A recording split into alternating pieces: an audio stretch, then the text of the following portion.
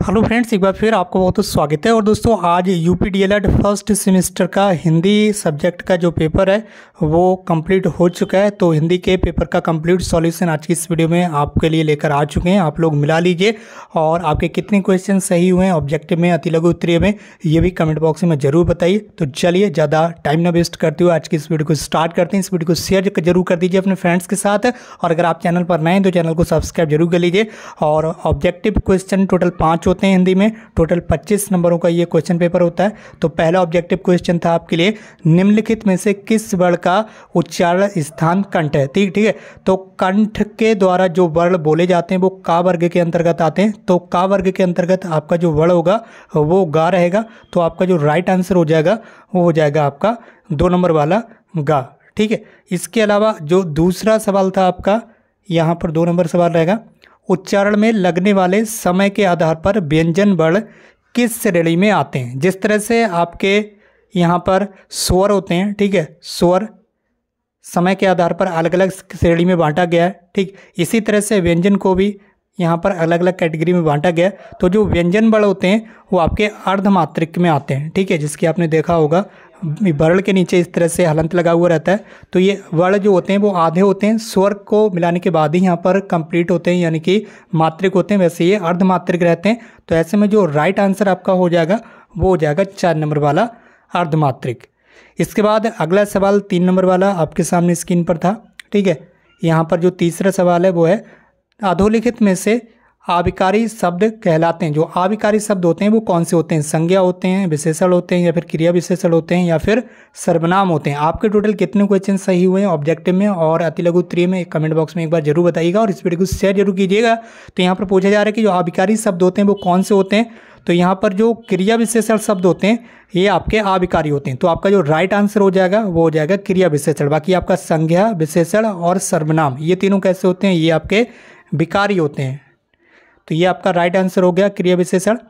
इसके बाद अगला सवाल था ऑब्जेक्टिव में 4 नंबर का, निम्नलिखित में से किस शब्द की वर्तनी शुद्ध है। यानी कि जो शुद्ध शब्द लिखा हुआ है वो यहाँ पर आपको छांटना था। यहाँ पर लिखा हुआ मस्तिष्क, मस्तिष्क, मस्तिष्क। ठीक है, 4 तरह से यहाँ पर लिखा गया है।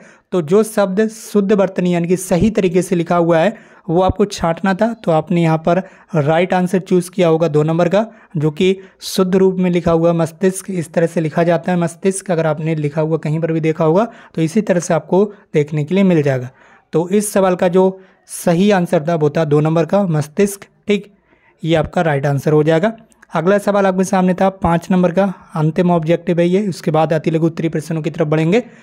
तो यहाँ पर पूछा गया था कि हिंदी वर्णमाला में अर्ध स्वर के अंतर्गत आने वाले वर्ण हैं। ठीक है, हिंदी वर्णमाला में जो अर्ध स्वर के अंतर्गत आने वाले वर्ण हैं वो कौन से हैं। तो यहाँ पर आपका जो राइट आंसर होगा वो होगा या और बा। ठीक है, ये आपके हिंदी वर्णमाला में अर्ध स्वर के अंतर्गत आते हैं, इन्हें अर्ध स्वर वर्ण बोला जाता है। इसके बाद आपके अति लघु उत्तरीय सवालों पर आ जाते हैं। ऑब्जेक्टिव प्रश्नों में आपके कितने सवाल सही हुए 5 में से नीचे कमेंट बॉक्स में जरूर बताइएगा। अब यहाँ पर बात कर लेते हैं अति लघु उत्तरीय प्रश्नों के बारे में। तो सबसे पहला अति लघु उत्तरीय प्रश्न है 6 नंबर का, वाचन कितने प्रकार का होता है। तो सबसे पहले आपको लिखना था वाचन 2 प्रकार का होता है। उसके बाद आगे लिखा हुआ है यहाँ पर नाम उल्लेख करें। तो जो 2 प्रकार होते हैं उनके आपको नाम भी लिखना थे। तो सबसे पहला होता है आपका सास्वर वाचन और दूसरा वाचन होता है आपका मौन वाचन। ठीक है, ये 2 वाचनों के नाम भी आपको लिखकर बताने थे। तो इसमें आपको 1 नंबर आसानी से मिल जाएगा। अगला सवाल आपका, हिंदी भाषा में कारकों की संख्या कितनी होती है। तो सबसे पहले आपको लिखना था कि हिंदी भाषा में कारकों की संख्या 8 होती है। किन्हीं 2 कारकों का नाम भी लिखिए। तो आप किन्हीं 2 कारकों के नाम भी आपको लिखना थे, जैसे कि आपका होता है कर्ता कारक। ठीक है, कर्ता कारक। उसके बाद होता है आपका कर्म कारक। ठीक है, कर्म कारक। उसके बाद आपका होता है कर्ण कारक, कर्ण कारक। ठीक है, इस तरह से किन्हीं 2 कारकों के नाम आपको लिखना थे। इसी तरह से संप्रदान कारक, अधिकरण कारक, ठीक है, संबंध कारक, ये सारे कारकों के नाम हैं। हिंदी में टोटल 8 कारक होते हैं। 8 में से आपको केवल 2 कारकों के नाम यहाँ पर लिखकर बताना थे। इसके बाद अगला सवाल था आपका ज्ञा। ठीक है, संयुक्त व्यंजन किन व्यंजनों से मिलकर बना है।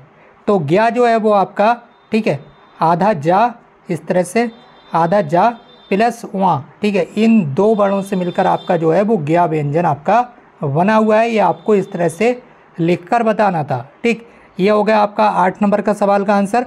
उसके बाद आपका 9 नंबर का सवाल आ जाता है कि मौखिक अभिव्यक्ति का क्या महत्व है। तो यहाँ पर देख लेते हैं आपके 9 नंबर सवाल के आंसर के बारे में कि मौखिक अभिव्यक्ति का महत्व समझाइए। यहाँ पर बताया गया मौखिक अभिव्यक्ति का महत्व।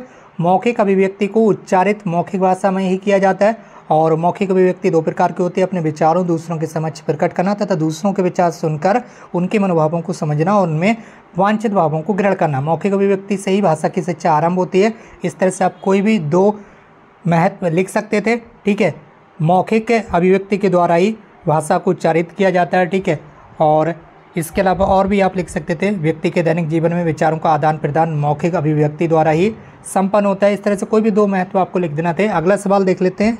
और दोस्तों अगला सवाल था आपका, लिपि और ध्वनि का आपस में क्या संबंध है। ये 10 नंबर का आपका सवाल था। इसका आंसर आप स्क्रीन पर देख पा रहे होंगे। ध्वनि का लिखित रूप ही वर्ण अथवा लिपि चिन्ह कहलाता है। बस इतना सा आपको लिख देना था।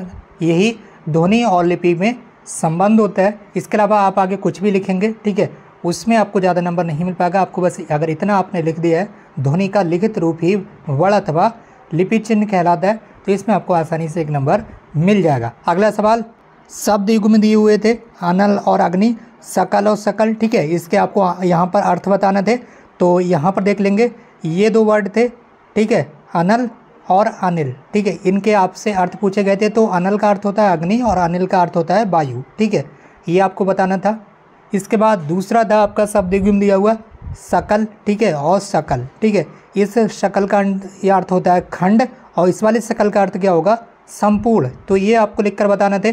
तो इस तरह से आपके ये टोटल 11 सवाल जो है वो कंप्लीट होते हैं। 5 ऑब्जेक्टिव और 6 अतिलघु उत्तरीय प्रश्नों में आपके कितने क्वेश्चन सही हो रहे हैं नीचे कमेंट बॉक्स में ज़रूर बताइए। और इस वीडियो को अपने फ्रेंड्स के साथ भी ज़्यादा से ज़्यादा शेयर कर दीजिए ताकि और भाई बहन भी अपना जो पेपर है वो मिला सकें। और आगे की क्लासेस भी बहुत जल्द ही आपको हमारे चैनल पर देखने के लिए मिल जाएंगी, इसलिए आप हमारे साथ इसी तरह से बने रहिएगा। आज की इस वीडियो में बस इतना ही। मिलते हुए एक नई वीडियो में एक नई इन्फॉर्मेशन के साथ। Thank you so much for watching.